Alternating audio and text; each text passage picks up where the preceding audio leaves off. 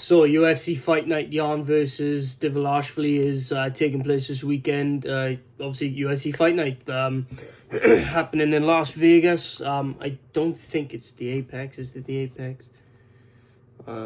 Virgin. Virgin Hotels. I don't think it's the... I don't think it's the... I don't think it's the Apex. I think it's the one where they allow a little crowd, I think. But yeah. Anyway, guys, I'm so sorry for being inactive, man. It's a couple of reasons. I'll get into them probably in a different video, but for now, we got work to be done. So, yeah, let's just get straight into it. If you guys are new, please like and subscribe. As you can tell, I'm keeping real MMA. I make videos as often as I can. I haven't been active in a very long time, but yeah, like I said, there's reasons for that. But yeah, anyway, I go from the first fight of the prelims all the way up to the main event. I give my thoughts, reactions, breakdowns, and I basically try to give some tips. So yeah, anyway, guys, thanks so much for watching. Hit the like, subscribe, all that, and let's get straight into it. So, first fight on the card, Colston Harris versus Jared Gooden. Colston Harris is a -120 favourite. Jared Gooden's a +100 underdog. I am going to go with Colston Harris by decision. Jared Gooden stepping up on short notice. Jared Gooden is just very slow. He's very stiff, and I just think Colston Harris has enough striking to keep him at bay and just pepper him with certain shots and just basically keep him at bay. I mean, there's not much to say about this fight other than Jared Gooden's quite trash. I mean, Colston Harris is pretty trash too, but I think Gooden's going to put that power to use to actually put Harris down. So I'm going to go with Colston Harris by 29-28 decision, where maybe he loses the first round and then Jared Gooden gets gassed in the second and third. So yeah, that's what I'd say. Next fight on the card, Tyson Nam versus Bruno Silva. Tyson Nam's a +170 underdog. Bruno Silva is a -200 favourite. I am going to go with the favourite in Bruno Silva. I like Tyson Nam, he's pretty good. I just feel like Bruno Silva's a bit too technical for Tyson Nam.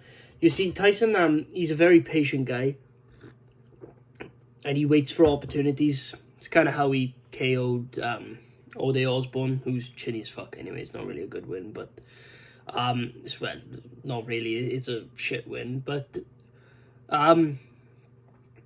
It's one of those things where he's very patient, and Bruno Silva's just very peppery. He's very good. He's very technical. And I know they're flyweights, but I mean, he's a lot more technical than Tyson Nam. And he has a decent chin. He's not like Ode Osborne. And to be honest with you, he's good at landing and he's good on the ground. He's good everywhere. And I just feel like he's going to pick himself up a nice 29-28 decision. I just feel like he's a bit too technical, a bit too quick, and I just feel like he's going to be able to land the shots that he needs to get the job done. So I'm going to go with Bruno Silva by 29-28 decision. Next fight up the card, Ariane Lipski versus JJ Aldridge. Ariane Lipski is a +300 underdog. JJ Aldridge is a -365 favourite. I'm going to go with the favourite in JJ Aldridge. She's very underrated, man. She's basically trained with, like, Rose Namajunas, all the top girls. And Ariane Lipski is Ariane Lipski. She looks good in the ring. Not skill-wise, she just looks good. You know, she's a good-looking girl. But, you know, she's just like any other women's flyweight. They're all fucking trash. They're women's MMA, they're fucking trash. And unless they're strawweight, they're fucking trash.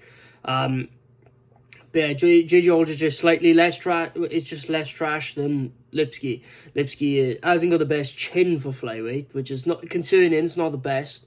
And on top of that, she's not aggressive enough, in my opinion, to get a sub or get a KO or be able to push a pace on Aldridge to the point where she can finish her.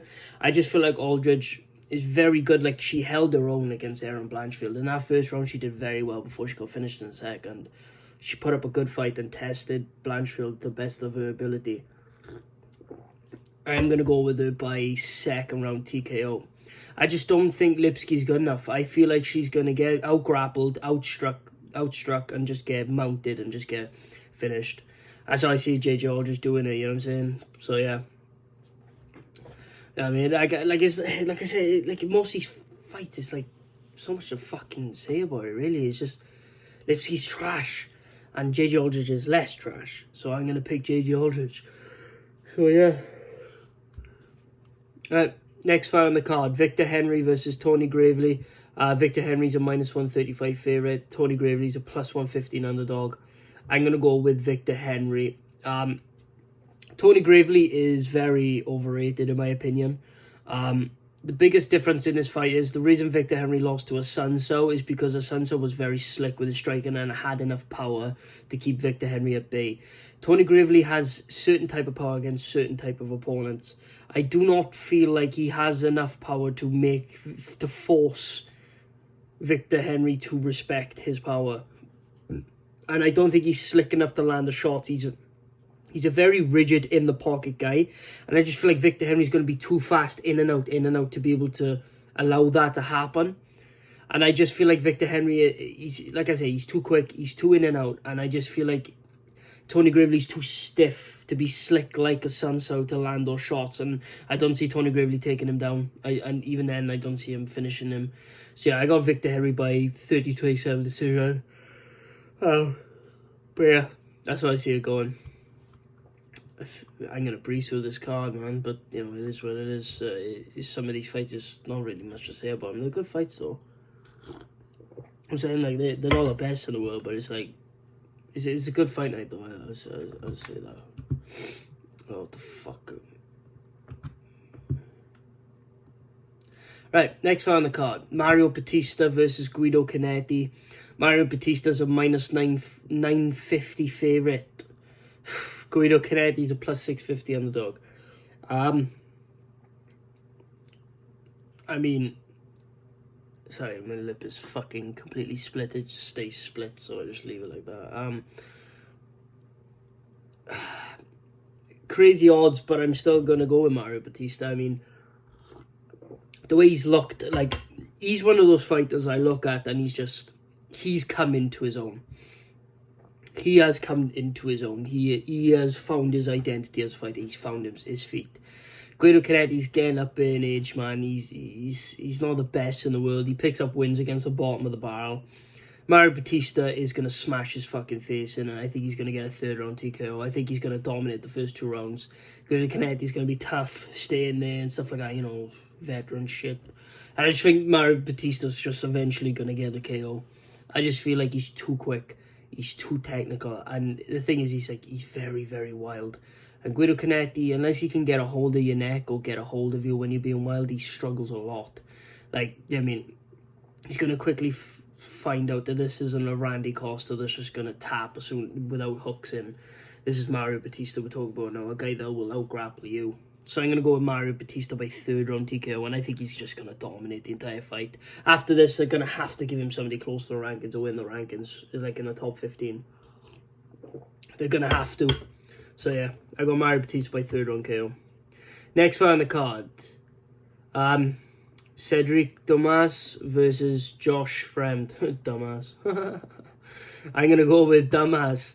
The reason I'm going to go with Dumas is Josh Fremd have shown time and time again, if you have an ability to finish anything at any time, Josh Fremd struggles every single time. He's one of those guys where if you can show that you can latch guillotine like Tresean Gore, if you have serious power, you can get finished. He got finished by Gregor Rodriguez. You show somebody who can really push a pace, but also not just push a pace, but show an ability to snatch anything out of nowhere or do anything. Josh Fremd will leave himself open. He likes to push a pace, but he's coming in on short notice here. And Dumas is very good at holding people to the same caliber. He's very good at holding people to that pace until they tire themselves out. And he has a nasty guillotine himself. And I feel like he's going to get a guillotine choke in the 3rd round, where Josh Fremd is gassed out from the second, coming in on short notice, and I just feel like Dumas is just going to be that one step ahead. I feel like he's very good at planting people. I mean, he's basically 21 Savage, look at him. So he's going to hold people to that pace, and he's not going to allow Josh Fremd to push a pace on him, and eventually he's just going to gas. So I got Cedric Dumas by 3rd round guillotine choke. Man, these names are crazy, bro. I'm probably butchering half of them, but you know, I don't care, man. I'm the best. I'm the best. Next fight on the card, Rafael Assunção versus Davy Grant. Rafael Assunção is a plus 115 underdog. Davy Grant's a minus 135 favourite. I am going to go with the slight favourite in Davy Grant. Rafael Assunção obviously looked good against Victor Henry, but Davy Grant isn't Victor Henry. Davy Grant is one of those people, man, where he has a different kind of mindset. He's kind of like a Chito Vera in a way, where, you know, obviously he lost to Chito Vera twice, but he did very well against Chito in the second fight. Very, very fucking well. The thing with David Grant is, right, David Grant's one of those guys where he's clearly on steroids, let's be real, but he's one of those guys that you can tell he has this certain mindset that allows him to beat people, and it's hard to explain. But if you just look at him, the way that he fights, if you've never seen him fight before, you'll understand what I mean. It's one of those things where he has so much power and he knows it, and he has a great chin and he knows it. And it's one of those things where he's very fucking explosive, but has great cardio at the same time. That's where the steroids come in. But he's got to pace himself as well, though, to be fair, but he's still on steroids, I know he is. But Rafael Assunção, I don't care how good he looks. He could look good against Aljamain. I don't care. His chin has completely gone. He's 40 years old almost. His chin is gone. And I know Davy Grant will find it. And he'll be a second-round KO. Put him out cold. I think he'll put him out worse than more Ricky Simon put him out. I think Davy Grant will put him out worse.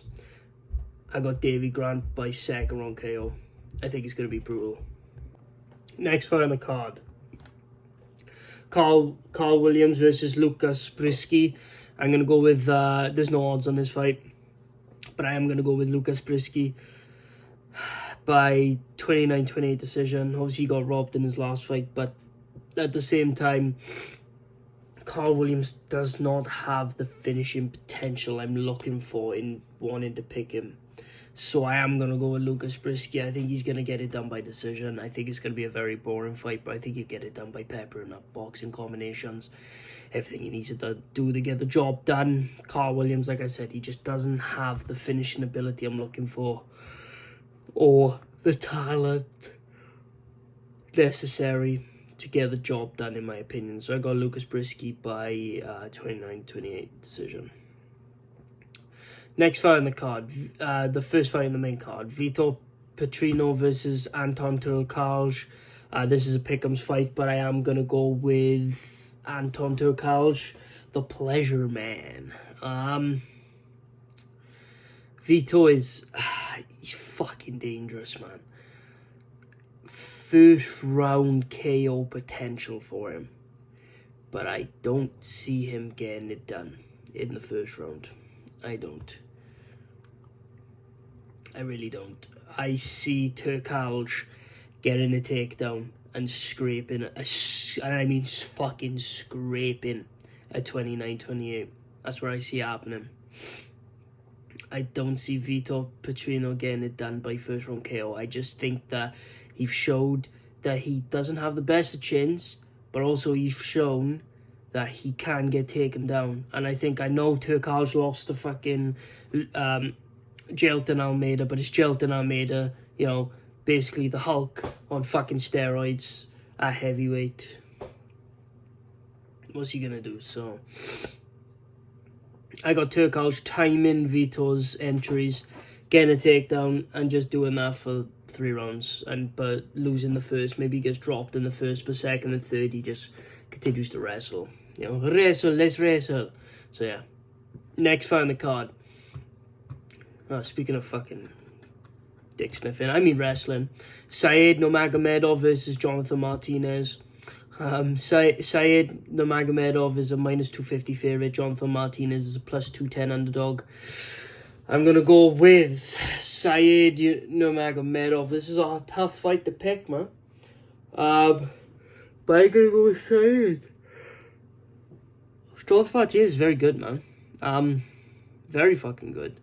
But the problem is, if he can't keep her on the feet, he's fucked. And I think Said is going to get it down. I think he's going to be tricky on the feet, and I think he's going to use that to his advantage to make Jonathan Martinez is striking worse because he's worried about the takedowns. And I see Saeed getting the takedown and working from on top.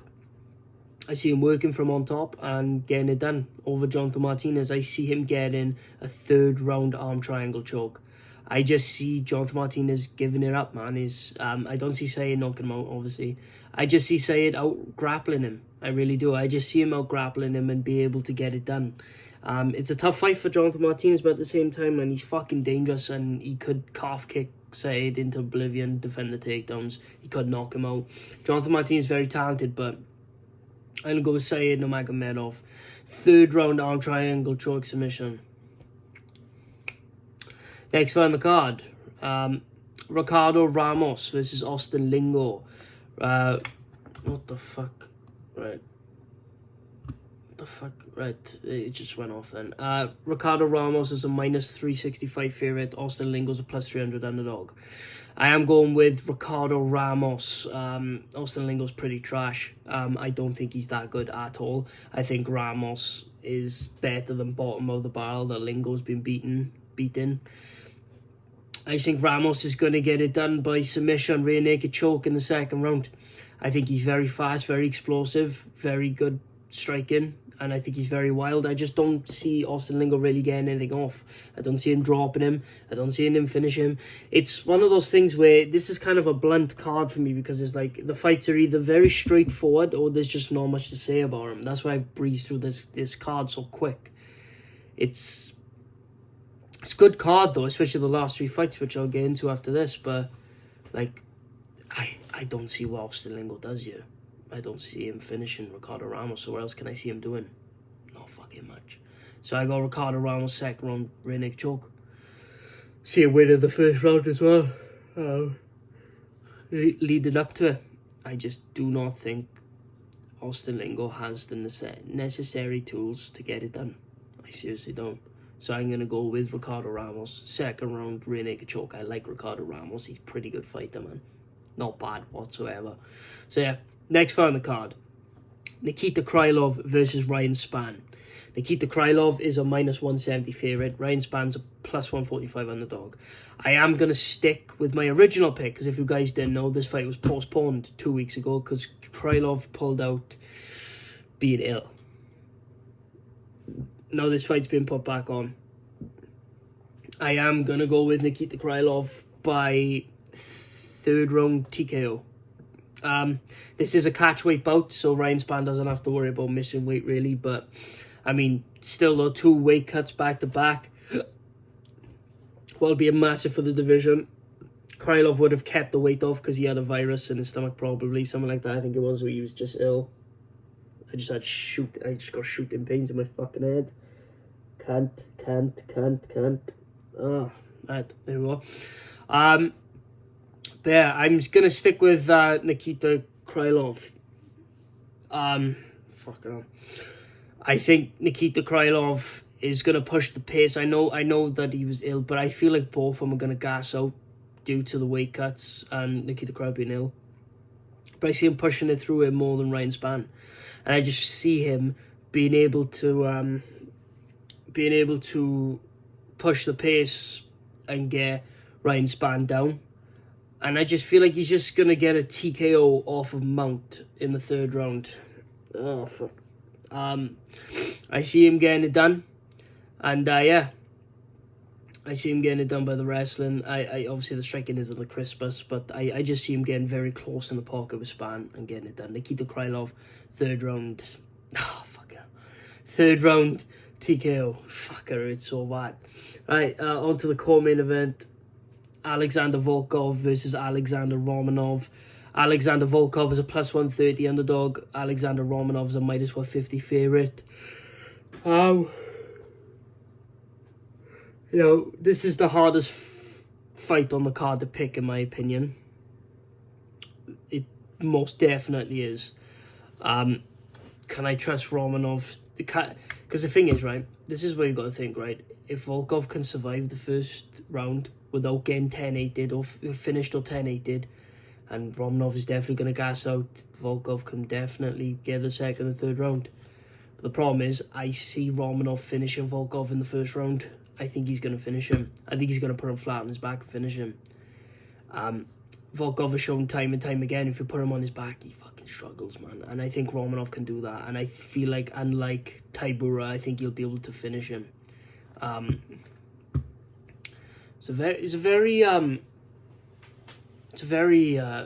tough fight, though, man. But with Romanov's terrible fucking hairline, I think that he'll get it done over Volkov. I just feel like he's just going to wrestle fuck him, put him flat on his back, and finish him on mount TKO. So I got Romanov by first round TKO. It's tough, though. It's a tough call, but I do see it happening. And on to the main event of the evening, Piotr Yan versus Merab Dvalishvili. Piotr Yan's a minus 260 favourite. Merab Dvalishvili is a plus 220 underdog. I am going to go with Piotr Yan. I do not see Merab being able to hold him Yan against the cage like he did for Aldo for 3 rounds. I don't see it happening. Obviously, we all know Georgian fighters, they're all pussies. They don't fight like men because they're not fucking men. They're not warriors. They're fucking pussies. They crotch sniffers that like to just hold you up against the cage because they can't take you down. At least with the Russians, at least if they lie on top of you and do nothing, at least they can take you down. At least they can do that. But no, these fuckers, they just hold you up against the cage because they can't take you down. That's why they hold you up against the cage, because they can't take you down. But, 0 for 16 on takedowns against Aldo.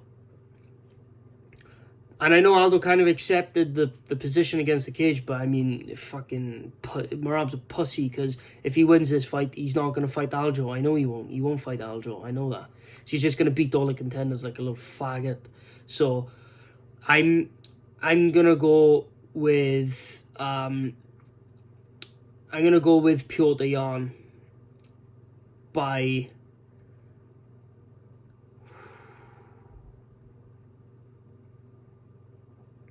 48-47. That's 3-2, right? Yeah. I'm gonna go Yan 3-2. I think Yan is gonna win the first round. Funny enough, I think he'll win the first round. I think he'll win the 4th and the 5th. I think he'll lose the 2nd and 3rd round. It's a tough one. But I feel like Merab has this tendency, right? Every single fight that he has, the first round, you look at the fight against Marlon Moraes, give a look at the fight against Aldo before he held him up against the cage. Look at every first round of Merab's UFC career. He is so prone and he is so open to getting smashed in the jaw. It's not even funny. And Yan, even though he likes to warm up in the first round, I think he's going to still win it by just landing the shots he needs to. I think the 2nd and 3rd round, Merab might win by just holding him up against the cage like a pussy, like he is. He's a faggot. By the way, that's a regular word we use here. It's not a homophobic slur, by the way. Plus, stop using the word homophobic because I'm not fucking scared of them. You know what I mean? But, yeah, it's not a homophobic slur. In the UK, we just use faggot. It means pussy. You're scared. So, fuck you, shut up. But yeah, he's just a fag. I mean, he's going to hold him up against the cage 2nd and 3rd round. But I think Jan's going to adjust in the 4th and 5th. To be able to edge out the striking and get it done in the 4th and 5th. So I got Yan by 48-47. I think it's very close. But I think you get it done. So I got Piotr Yan by decision. So yeah. Anyway, guys, thanks so much for watching. I really appreciate you all. If you're new, please like, subscribe, comment, share, all that good stuff. I keep it real MMA. So thank you so much for watching, guys. Yeah. If you enjoyed, hit the thumbs up. So yeah. Thanks so much for watching. See you guys in the next video. Peace.